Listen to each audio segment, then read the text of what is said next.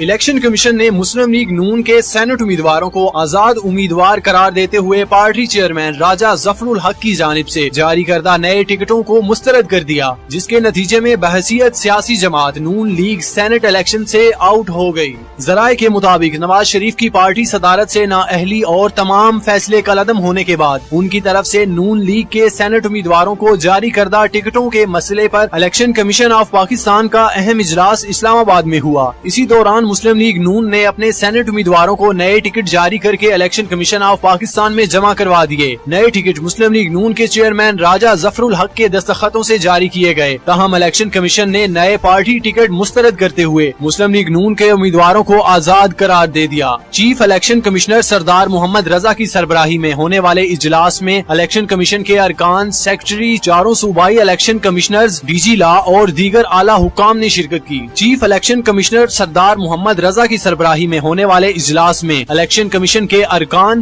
Secretary, چاروں صوبائی election commissioners, D G لا اور دیگر اعلیٰ حکام نے شرکت کی۔ اجلاس میں مسلم لیگ نون کے سینٹ امیدواروں کی قانونی حیثیت پر غور کیا گیا۔ صورتحال کا جائزہ لینے کے بعد الیکشن کمیشن نے سپریم کورٹ کے حکم پر عمل درآمد کرتے ہوئے نون لیگ کے نمائندوں کو آزاد امیدوار قرار دے دیا۔ اس فیصلے کے نتیجے میں مسلم لیگ نون سیاسی جماعت کی حیثیت سے سینٹ الیکشن سے آؤٹ ہو گئی۔ ذرائع کے مطابق الیکشن کمیشن کے اجلاس میں 4 آپشنز پر غور کیا گیا۔ کمیشن نے سینٹ انتخابات کو ملتوی کرنے، نون لیگ کے امیدواروں کو آزاد امیدوار قرار دینے، نیا پارٹی ٹکٹ جاری کرنے کے لیے وقت دینے اور امیدواروں کی قانونی حیثیت پر سپریم کورٹ سے رہنمائی لینے کے آپشنز پر غور کیا گیا۔ الیکشن کمیشن نے تمام آپشنز پر غور کر کے نون لیگ کے امیدواروں کو آزاد امیدوار قرار دینے کا فیصلہ کیا۔ واضح رہے کہ سپریم کورٹ کی جانب سے نواز شریف کی پارٹی صدارت کالعدم قرار دینے کے بعد نواز شریف کے بطور پارٹی صدر تمام فیصلے بشمول سینٹ انتخابات کے امیدواروں کی نامزدگی کالعدم ہو گئی تھی۔